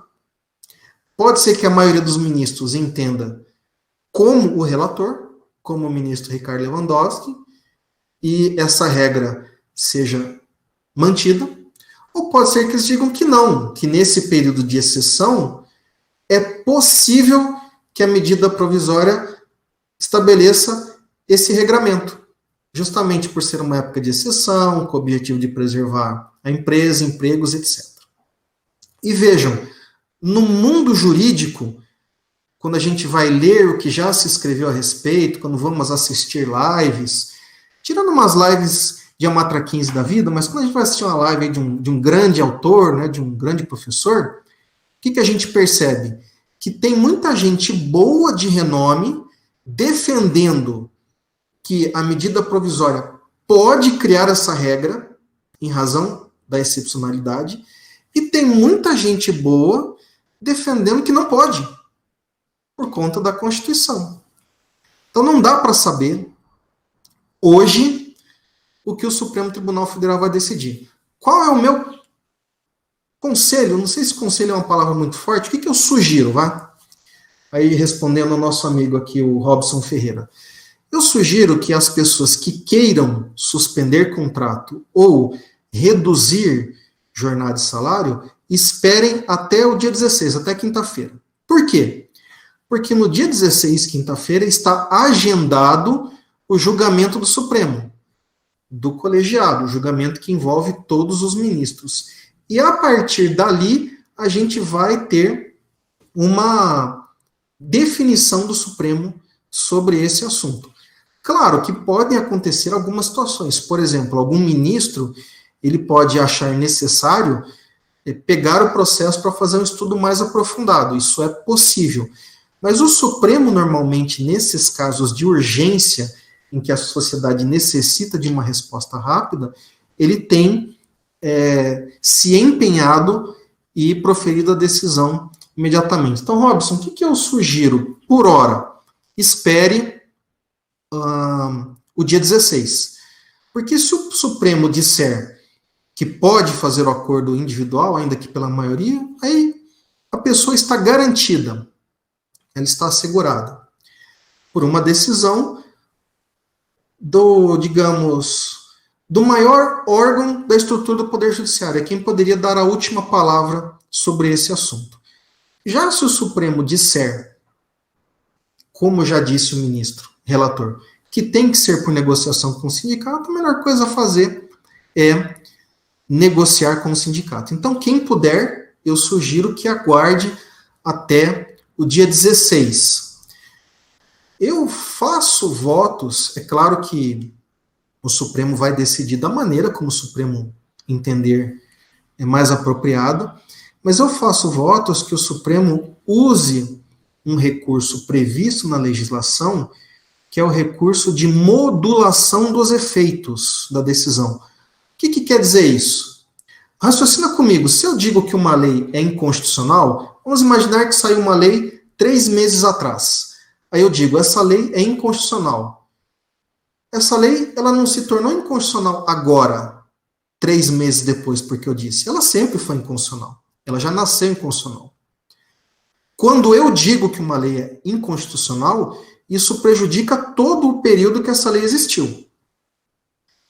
Mas, na legislação que trata desse tipo de ação que vai para o Supremo, existe essa previsão da modulação dos efeitos. O que é modular os efeitos? O Supremo pode dizer assim, olha, a lei é inconstitucional, porém, como aconteceram situações em determinado período, essa decisão vai valer a partir de determinado momento.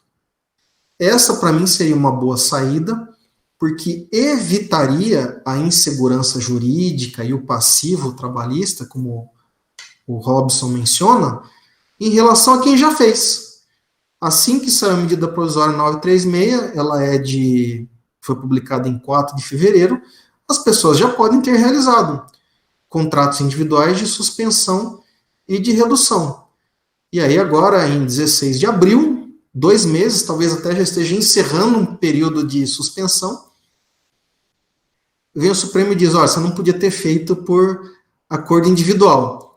Então, eu faço votos que o Supremo adote esse procedimento da modulação, mas eu não tenho como dizer se o Supremo vai fazer isso, ok? O que eu posso dizer objetivamente é, aguarde até o dia 16, e mais, seja um cara vivo, baixe o app da Matra 15, nos acompanhe nas nossas redes sociais, porque aí você recebe no dia 16 a notícia em primeira mão, ok? Vamos ver aqui o que mais a gente tem de pergunta que a gente pode auxiliar.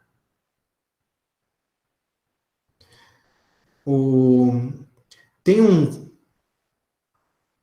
colega aqui, o Wellington, está nos perguntando de um artigo específico da MP 927, artigo 29 da MP 927. Então vamos abrir aqui a MP 927. Realmente de cabeça eu não me recordo esse artigo.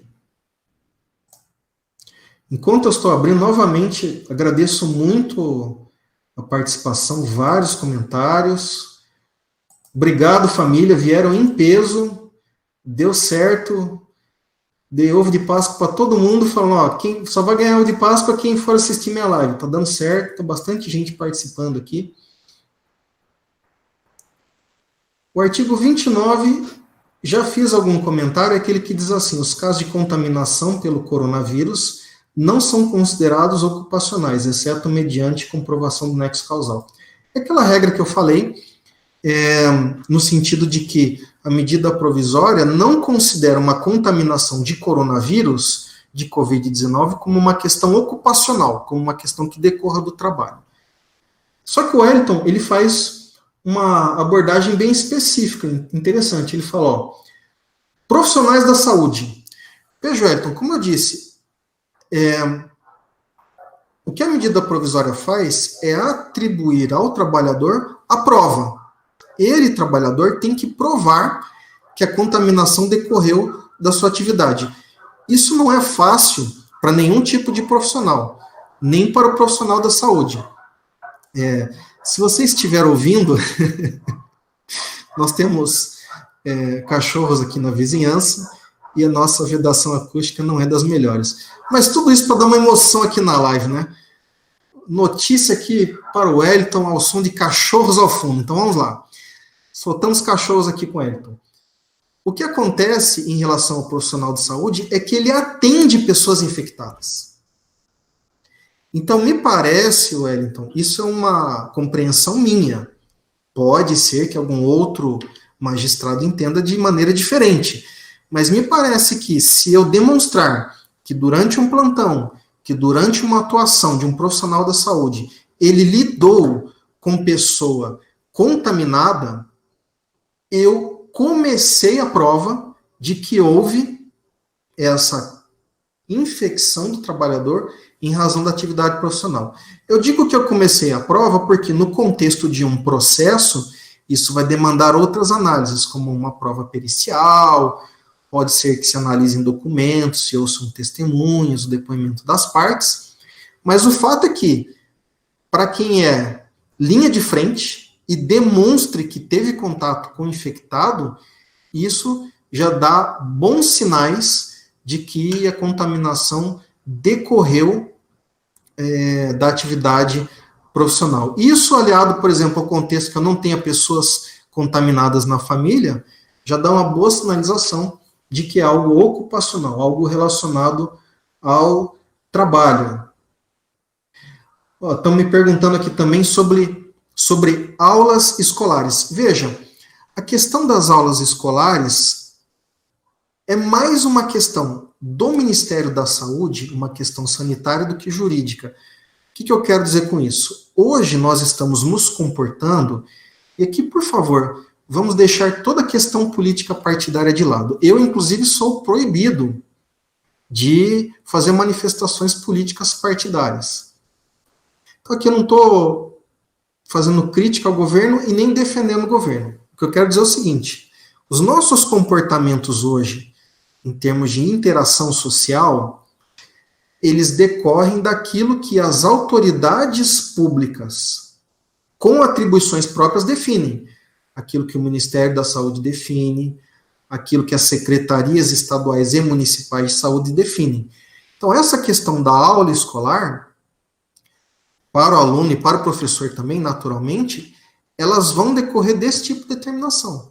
Se vai ser necessário que a gente prolongue o período sem contato presencial, e aí as escolas estão adotando medidas as mais variadas, tem escola que antecipou férias, tem escola que está realizando atividade por videoconferência, enfim.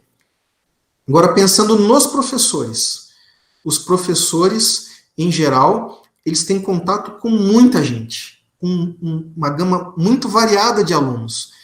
Tem, inclusive, professor que é de EJA, Educação de Jovens e Adultos, aí tem um contato com uma gama ainda mais variada. É o mesmo raciocínio anterior. Se o professor é grupo de risco e nós ainda estamos no período de pandemia, esse professor pode negociar com o empregador situações em que ele se afaste das atividades. Vamos pensar em um home office, alguma coisa do tipo. Ou alguma das demais medidas, antecipação de férias, banco de horas, etc. Se esse professor não é grupo de risco e precisa trabalhar, ele tem direito de receber todos os equipamentos de proteção, toda a estrutura que lhe assegure um mínimo de saúde, máscara, se for o caso, luva, álcool em gel, enfim, conforme avaliações técnicas. Vejam, a gente não pode fazer da nossa cabeça. Tem que ser conforme a regra técnica. E ainda o empregador pode adotar providências no sentido de minimizar o risco. Então, eu posso, por exemplo, instruir o professor sobre o toque físico, estabelecer marcações que criem um certo distanciamento entre professor e aluno. Eu sei que o professor que está me ouvindo agora, ele está com vontade de desligar o computador, porque o professor principalmente professor de educação física, professor de crianças, ele gosta do contato físico, da proximidade, mas é um período de exceção. A gente precisa lidar com a questão de maneira responsável.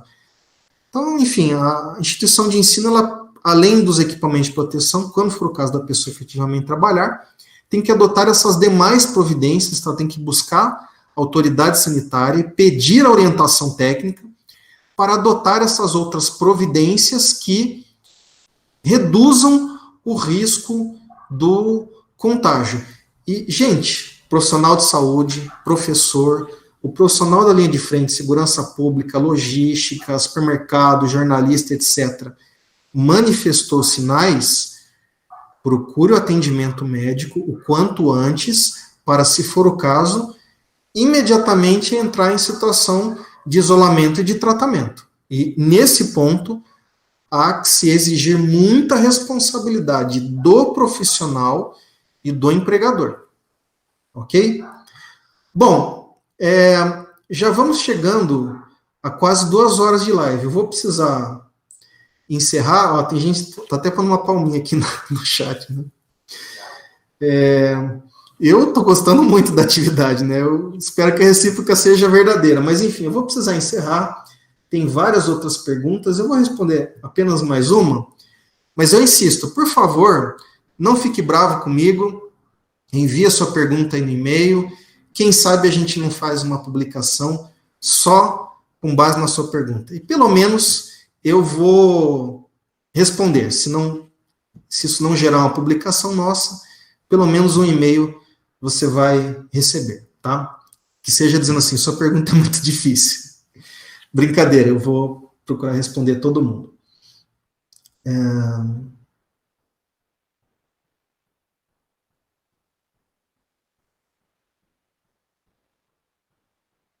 Puxa, tem várias perguntas e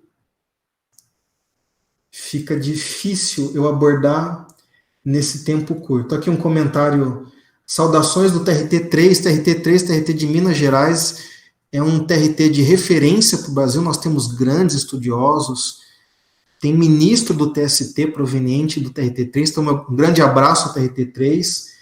Se eu também cometi alguma gafe, deixei de saudar alguém, não fique bravo comigo, eu sou assim mesmo. Tem perguntas muito legais, mas elas demandariam explicações mais alongadas, então eu vou te pedir essa gentileza, reforce aí a sua pergunta utilizando o e-mail disponibilizado aqui na descrição do vídeo.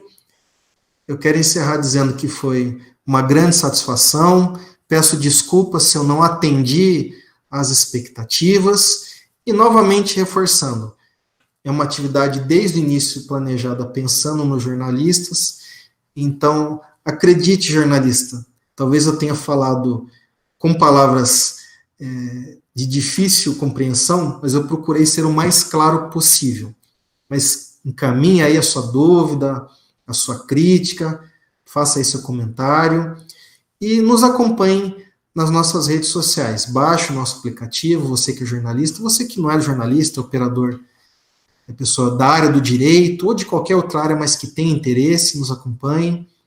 É uma grande satisfação. E nos dê esse retorno. Se você gostou da atividade, se você acha interessante que nós façamos outras, nos sugira a pauta, enfim, estamos abertos para te ouvir. Para encerrar, eu sou uma pessoa irremediavelmente otimista, sou casado com uma mulher maravilhosa, linda, simpática, que faz a gente rir muito em casa, então isso reforça o meu otimismo. Eu quero dizer a vocês que juntos nós vamos superar essa fase. Eu tenho recebido notícias muito tristes de falecimentos. A Justiça do Trabalho perdeu servidores valorosíssimos. E eu não estou me referindo apenas a profissionais de qualidade, estou me referindo a pessoas muito boas, de excelente convívio, pessoas, enfim, que vão deixar uma marca de saudade, que deixaram um legado enquanto estiverem entre nós.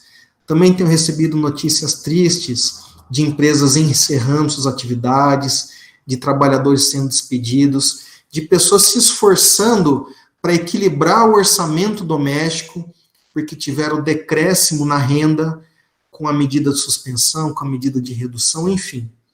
Juntos nós vamos atravessar e vamos superar tudo isso. Eu, como cristão, rogo a Deus que nos abençoe, nos inspire, nos guarde, nos proteja, nos dê coragem para enfrentar esse momento. Mas, independentemente da fé, que todos nós tenhamos esperança, que nós possamos dar o nosso melhor nesse período, e eu estou certo que, ao final, haverá marcas, sim.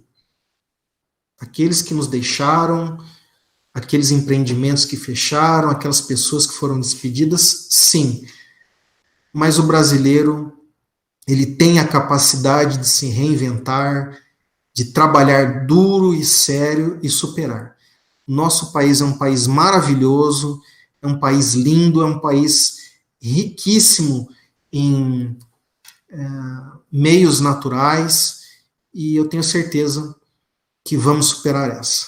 E estejam certos que o Poder Judiciário está trabalhando, está se empenhando para que, nesse período de exceção, o dano às pessoas e o dano ao atendimento à população seja o melhor possível. Em breve isso passa, vamos aprender lições, vamos sair dessa crise mais fortes e maduros. Um grande abraço a você, muito obrigado pela sua participação, muito obrigado, Araceli, pelo seu apoio, obrigado também, Charles, e aos demais funcionários da Matra e diretores da Matra que, com o seu trabalho, viabilizaram essa atividade. Grande abraço e até a próxima.